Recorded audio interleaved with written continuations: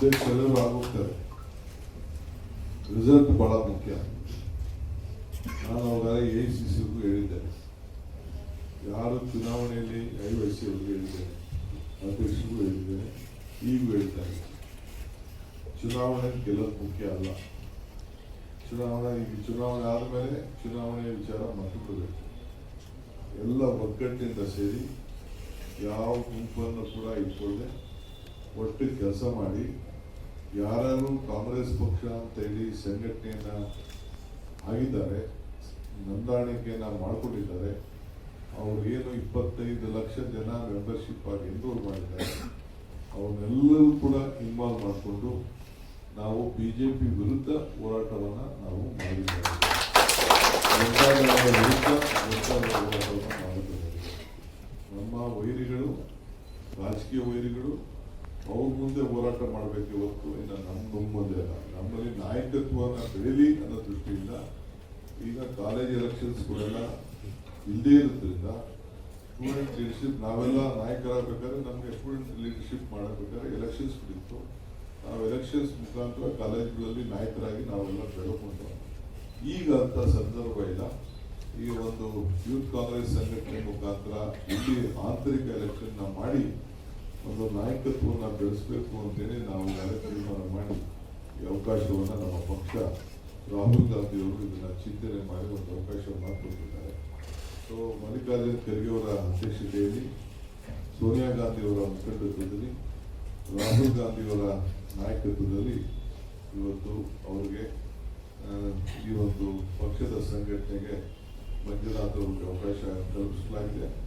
ಬಹುಶಃ ಎಲ್ಲರೂ ಒಟ್ಟು ತೆಗೆದುಕೊಂಡು ಕೆಲಸ ಮಾಡ್ತಾರೆ ಮತ್ತು ಪಕ್ಷ ಕೂಡ ಅವರಿಗೆ ಯಾವ ರೀತಿ ಏನು ಮಾಡಬೇಕು ಅನ್ನೋದನ್ನ ಮುಂದಿನ ದಿನದಲ್ಲಿ ನಾನು ಪ್ರತ್ಯೇಕವಾದಂಥ ಇಲ್ಲಿ ಗೆದ್ದಿರುವಂಥ ಎಲ್ಲ ಪದಾಧಿಕಾರಿಗಳನ್ನ ಕರೆಸಿ, ಎಲ್ಲ ಬ್ಲಾಕ್ ಮಟ್ಟದ ಅಧ್ಯಕ್ಷರನ್ನು ಕೂಡ ನಾನು ಕರೆಸಿ ಇಲ್ಲಿ ಒಂದು ಸಭೆ ನಡೆಸಿ, ನಮ್ಮ ಭಾರತ್ ಜೋಡೋ ಭವನದಲ್ಲಿ ಸಭೆ ನಡೆಸಿ ಕೆಲವು ಮಾರ್ಗದರ್ಶನವನ್ನು ಕೊಡೋದಿದ್ದೇನೆ. ಅದಕ್ಕೆ ಯಾರು ಜವಾಬ್ದಾರಿಯನ್ನು ವಹಿಸಬೇಕು, ನಮ್ಮ KPCCಯಿಂದನೂ ಉಸ್ತುವಾರಿಗಳನ್ನು ವಹಿಸಿ ಅವರಿಗೆ, ಈಗಿಂದಲೇ ನಮ್ಮ ಚುನಾವಣೆಗೆ ಸಜ್ಜಾಗಬೇಕು.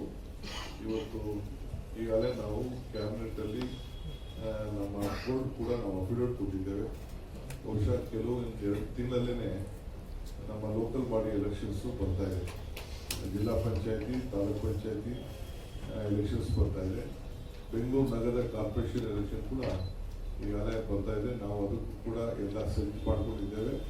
ಬೋರ್ಡ್ ಕೂಡ ನಾವು ದಿನಾಂಕವನ್ನು ಘೋಷಣೆ ಮಾಡಲಿಕ್ಕೆ, ದಿನಾಂಕವನ್ನು ನಾವು ಯಾವ ತಿಂಗಳಲ್ಲಿ ನಾವು ಇದನ್ನು ಚುನಾವಣೆಯನ್ನು ಮಾಡ್ತೀವಿ ಅಂತ ಹೇಳಿ ಸದ್ಯದಲ್ಲೇ ನಾವು ಇನ್ನೊಂದು ವಾರದಲ್ಲೇ ತಿಳಿಸ್ಲಿಕ್ಕೆ ನಾವೆಲ್ಲ ಕಾರ್ಯಕ್ರಮವನ್ನು ರೂಪಿಸ್ಕೊಂಡಿದ್ದೇವೆ. ಸೊ ರಿಸರ್ವೇಷನ್ನು ಒಂದು ಆಗ್ತದೆ, ಡಿಲಿಮಿಟೇಷನ್ದು ಕಾರ್ಪೊರೇಷನ್ ಕೂಡ ಫೈನಲೈಸೇಷನ್ ಮಾಡ್ತಾ ಇದ್ದೀವಿ. ಅದು ಕೂಡ ನಮಗಾಗಲೇ ನಮ್ಮ ರಿಜ್ವಾನ್ ನೇತೃತ್ವದ ಮಾಜಿ ಕಾಂಗ್ರೆಸ್ ಪ್ರೆಸಿಡೆಂಟ್ ಅವರ ನೇತೃತ್ವದ ಸಮಿತಿ ಈಗಾಗಲೇ ಒಂದು ವರದಿಯನ್ನು ಕೂಡ ಸಲ್ಲಿಸಿ ಸ್ಪೀಕರ್ ಅವರಿಗೆ ಸಲ್ಲಿಸಲಿಕ್ಕೆ ಎಲ್ಲ ಥರದ ಸಿದ್ಧತೆಯನ್ನು ಕೂಡ ಅವರು ಮಾಡಿಕೊಂಡಿದ್ದಾರೆ. ಸೊ ಇವೆರಡೂ ಕೂಡ ಕಾರ್ಪೊರೇಷನ್ ಎಲೆಕ್ಷನ್, BJP ಎಲೆಕ್ಷನ್ನು ಮತ್ತು ನಮ್ಮ ಜಿಲ್ಲಾ ಪಂಚಾಯತಿ, ತಾಲೂಕ್ ಪಂಚಾಯತಿ ಎಲೆಕ್ಷನ್ ಕೂಡ ನಾವು ಮಾಡ್ತೇವೆ. ಇದಕ್ಕೆ ಹೋರಾಟವನ್ನು ಮಾಡಿಕೊಂಡು ಪ್ರತಿ ಒಂದು ಬೂತಲ್ಲೂ ಕೂಡ ಸಂಘಟನೆ ಮಾಡಿ ಅತಿ ಹೆಚ್ಚು ಯುವಕರು ಕೂಡ ಅವಕಾಶ ಹಳ್ಳಿಗಳಲ್ಲಿ, ನಗರಗಳಲ್ಲಿ ಸಿಗುವಂಥ ಕೆಲಸ ಆಗ್ತದೆ. ಸೊ ತಾವೆಲ್ಲ ಈಗಲೇ ಚುನಾವಣೆಗೆ ತಾವು ಸಜ್ಜಾಗ್ಬಿಟ್ಟು ಸ್ಥಳೀಯ ಮಟ್ಟದಲ್ಲಿ, ಬೂತ್ ಮಟ್ಟದಲ್ಲಿ ಹೋರಾಟ ಮಾಡಲಿಕ್ಕೆ ತಾವೆಲ್ಲ ಸಿದ್ಧತೆ ಆಗಬೇಕು ಅಂತೇಳಿ ಎಲ್ಲ ರಾಜ್ಯದ ಎಲ್ಲ ನನ್ನ ಯೂತ್ ಕಾಂಗ್ರೆಸ್ಗೆ ನಾನು ಮನವಿ ಮಾಡಿಕೊಟ್ಟೇನೆ. ಜೊತೆಗೆ 50% ರಿಸರ್ವೇಷನ್ನು ಹೆಣ್ಮಕ್ಳು ಕೂಡ ಇದೆ. ಸೊ ನಾಯಕತ್ವವನ್ನು ಬೆಳೆಸಬೇಕು. ಲೋಕಲ್ ಬಾಡೀಸಲ್ಲಿ 73rd 74th ಅಮೆಂಡ್ಮೆಂಟಲ್ಲೇ ಅವತ್ತಿನ ಕಾಲದಲ್ಲಿ ನಾವು ಹೆಣ್ಮಕ್ಳಿಗೆ ರಿಸರ್ವೇಷನ್ ನಾವು ಮಾಡಿಕೊಟ್ಟಿದ್ದೇವೆ.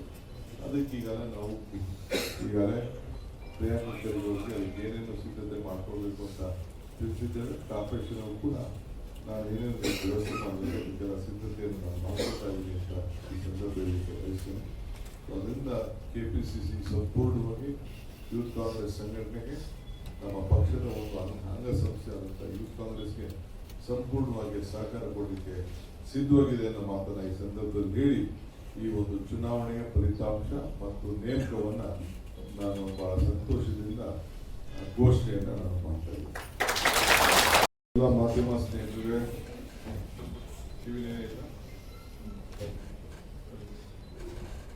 ಮಾಧ್ಯಮ ಸ್ನೇಹಿತರಿಗೆ ಸ್ವಲ್ಪ ತಡವಾಗಿ, ಏಕೆಂದರೆ ಕ್ಯಾಬಿನೆಟ್ ಆದಮೇಲೆ ಒಂದು ಎಮರ್ಜೆನ್ಸಿ ಪಕ್ಷದ ಕಚೇರಿ ವಿಚಾರದಲ್ಲಿ ಒಂದು ಸಭೆ ಕರೆದಿದೆ.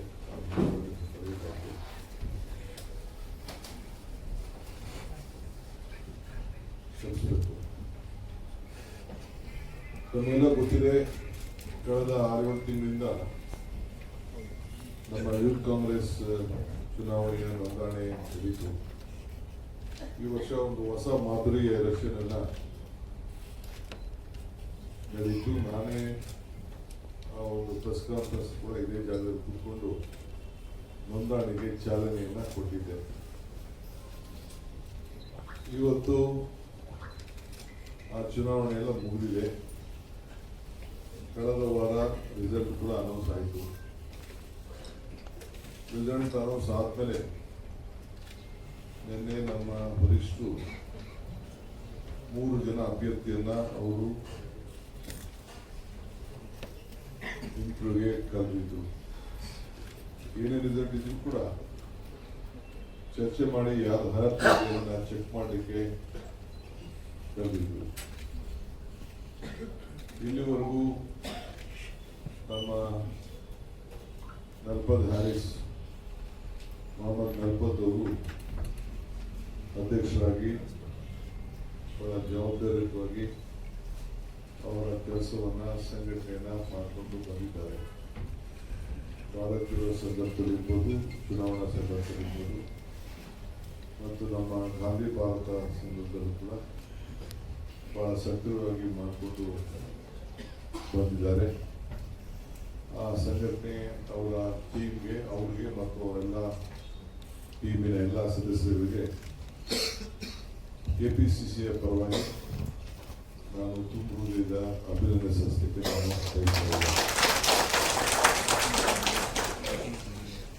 ಸುಮಾರು 25 ಲಕ್ಷಕ್ಕೂ ಹೆಚ್ಚು ಯೂತ್ ಕಾಂಗ್ರೆಸ್ನವರು ಸದಸ್ಯತ್ವವನ್ನು ನೋಂದಣಿ ಮಾಡಿ ಅವತ್ತೇ ಮತವನ್ನು ಚಲಾಯಿಸಿದ್ರು ಆನ್ಲೈನ್ ಮುಖಾಂತರ. ಬಹಳ ಸುಮಾರು ಆಲ್ಮೋಸ್ಟ್ 50% ಅಷ್ಟು 40-50% ಅಷ್ಟು ವಿವಿಧ ಟೆಕ್ನಿಕಲ್ ಇಶ್ಯೂಸ್ ಅಲ್ಲಿ ಮತಗಳು ರಿಜೆಕ್ಟ್ ಆಗಿವೆ. ಸೊ ಅನೌನ್ಸ್ಮೆಂಟ್ ಆಗಿದೆ. 3 ಜನರಿಗೆ ಏನು ನಮ್ಮ ದೆಹಲಿಯವರು ಆಹ್ವಾನಿಸಿದ್ರು, ಅಬ್ದುಲ್ ದೇಸಾಯಿ ಅಂತೇಳಿ ಅವರು 45,968 ಮತಗಳನ್ನು ಪಡ್ಕೊಂಡಿದ್ರು. ದೀಪಿಕಾ ರೆಡ್ಡಿ ಅವರು, ಶ್ರೀಮತಿ ದೀಪಿಕಾ ರೆಡ್ಡಿ ಅವರು 2,95,705 ಮತಗಳನ್ನು ಪಡ್ಕೊಂಡಿದ್ದಾರೆ ಅಂತೇಳಿ ಮಾಹಿತಿ ಇದೆ. HS ಮಂಜುನಾಥ್ ಅವರು 5,67,340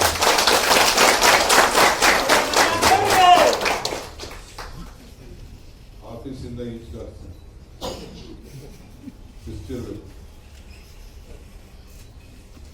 ಸೊ 5,67,343 ಮತದಿಂದ ಗೆದ್ದು ಸುಮಾರು 2,71,638 ಮತದಿಂದ